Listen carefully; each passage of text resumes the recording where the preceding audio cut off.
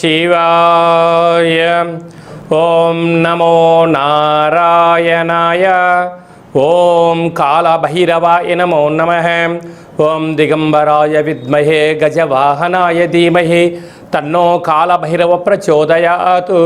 హరి ఓం.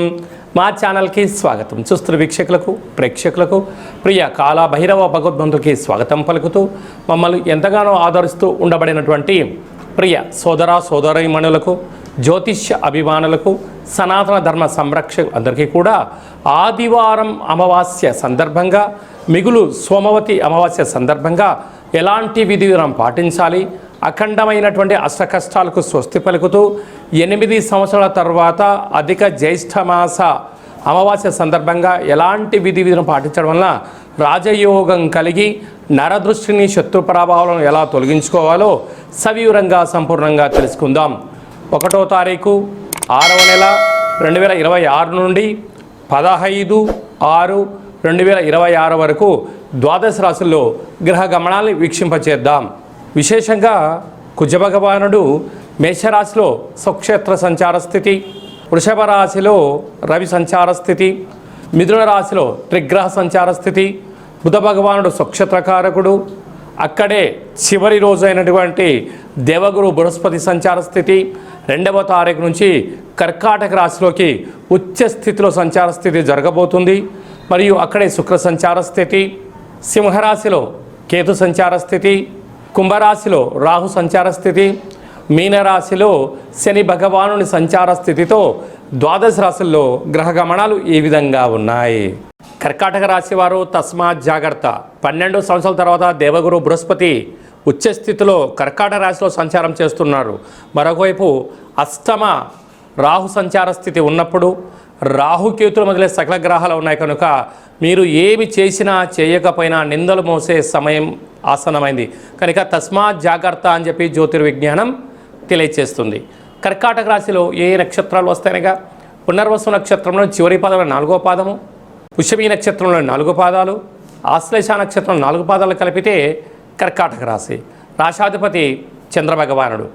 రాశిలోకే 12 సంవత్సరాల తర్వాత దేవగురు బృహస్పతి ఉచ్చస్థితిలో సంచారం చేస్తున్నాడు కనుక అదృష్టం, ఆనందం, దురదృష్టం, శత్రు ప్రభావాలు అన్నీ పంచి ఉన్నాయి. ఏం చేయాలి, ఏం చేయకూడదు, చేస్తే ఏమవుతామో, చేయకపోతే ఏమవుతామో అనేటువంటి సందిగ్ధమైనటువంటి పరిస్థితి ఉంటుంది. కనుక ఇలాంటి కాల సమయంలోనే దేవతారాధన, సత్ప్రవర్తన, పుష్కర స్నానము, ఆధ్యాత్మిక చింతన, మెడిటేషన్, ధ్యానము, యోగా, ఆసన కార్యక్రమాన్ని చేయడం వలన ఒక దిశను మీరు నిర్దేశించుకొని కష్టాలను ఛేదిస్తూ ఐశ్వర్యం స్వాగతం పలికేటువంటి సమయం ఆసన్నమైంది మిత్రమా అని చెప్పి గమనించాలి. అష్టమంలో రాహు సంచార స్థితి. ఇలాంటి కాల సమయంలో నిద్రలేని రాత్రులు గడపడం, అనేక రకాలమైనటువంటి అంతర్గత శత్రువులతో, బహిర్గతమైన శత్రువులతో, అనారోగ్యంతో మీరు ఇబ్బంది పడే పరిస్థితి అధికంగా ఉంటుంది. కనుక ఇలాంటి కాల సమయంలో మీరు వీలైనంత వరకు సహనం, సమయస్ఫూర్తి, ఆరోగ్య నియమాన్ని కూడా పాటించుకోగలగాలి. ఈ ఆదివారం అమావాస్య సందర్భంగా, సోమవారం సోమవతి సందర్భంగా విశేషంగా విభూదిని గుట్టగా పోసి ఆ విభూదితో నీళ్లు పోసి ప్రమిదగా మార్చి అక్కడ దీపాన్ని వెలిగించగలిగినట్లయితే సకలమైనటువంటి దోషాన్ని తొలగించుకొని అఖండ అష్ట ఐశ్వర్యాన్ని పొందుతారు అని చెప్పి గమనించాలి. జూన్ నెలలో ప్రథమార్థంలో ముఖ్యమైన పండుగల గురించి క్లుప్తంగా, సవివరంగా, సంపూర్ణంగా తెలుసుకుందాం. 2వ తారీఖున దేవగురు బృహస్పతి కర్కాటక రాశిలోకి ఉచ్చస్థితిలో సంచార స్థితి జరగబోతుంది. ఈ విధంగా మనకు యమునా నది పుష్కర స్నానము చేయడము ఆవశ్యకత. గతించిన తాత ముత్తాతలకు, గతించిన వారందరికీ కూడా అక్కడ పిండ ప్రధాన కార్యక్రమాలు చేయడం వలన మన వంశము ఆచంద్రార్కం వరకు అభివృద్ధి చెందుతుంది. ఈ పుష్కర స్నానము చేయడము, పెద్దవారి యొక్క ఆశీస్సులు మనకు శ్రీరామ రక్ష అని చెప్పి గమనించాలి. మనము యమునా నది తీరంలో ద్వారకా క్షేత్రంలో ఈ యొక్క పుష్కర మహోత్సవ సందర్భంగా మనం ఈ కార్యక్రమాలు ఏర్పాటు చేస్తున్నాం.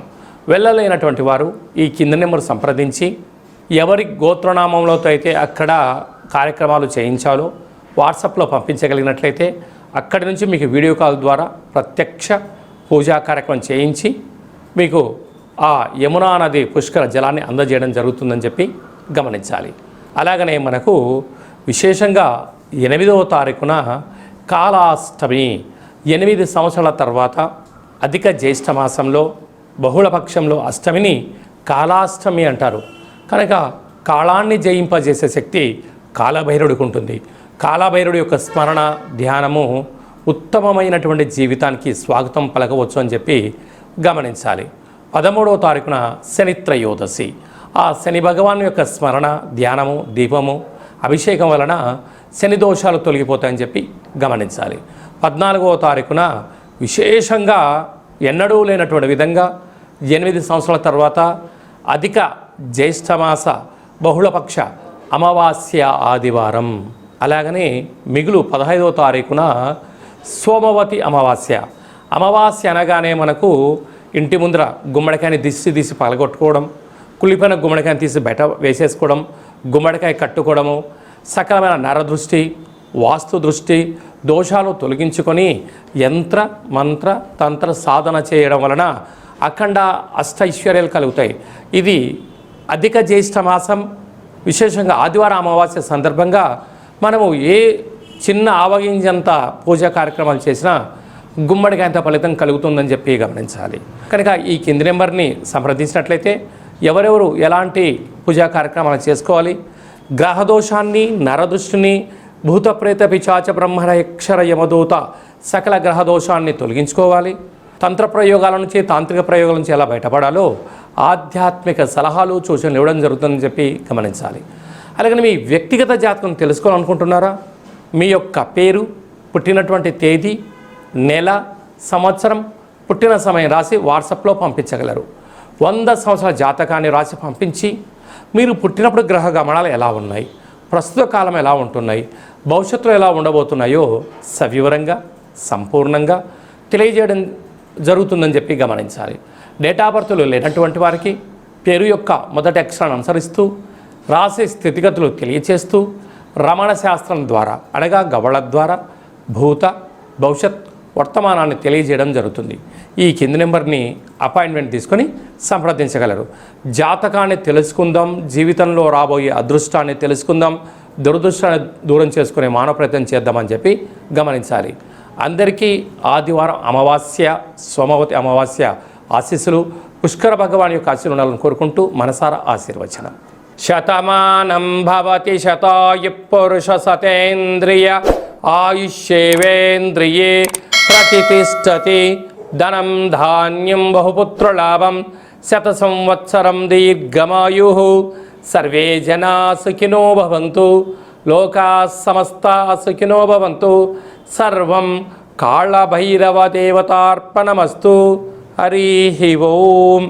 ఈ వీడియో మీకు నచ్చినట్టయితే లైక్ చేయండి, షేర్ చేయండి, మా ఛానల్ని సబ్స్క్రైబ్ చేసుకోండి. అందరికన్నా ఆధ్యాత్మికమైన వీడియోలు మీరు ముందుగా చూడాలి అన్నట్టయితే ఆల్ అనే బటన్ని ప్రెస్ చేసి గంట సింబల్ ప్రెస్ చేసి ఆధ్యాత్మిక భక్తి సమాచారాన్ని భగవద్బంధులకు మిత్రులకు చేరవేసి హిందూ ధర్మాన్ని కాపాడండి.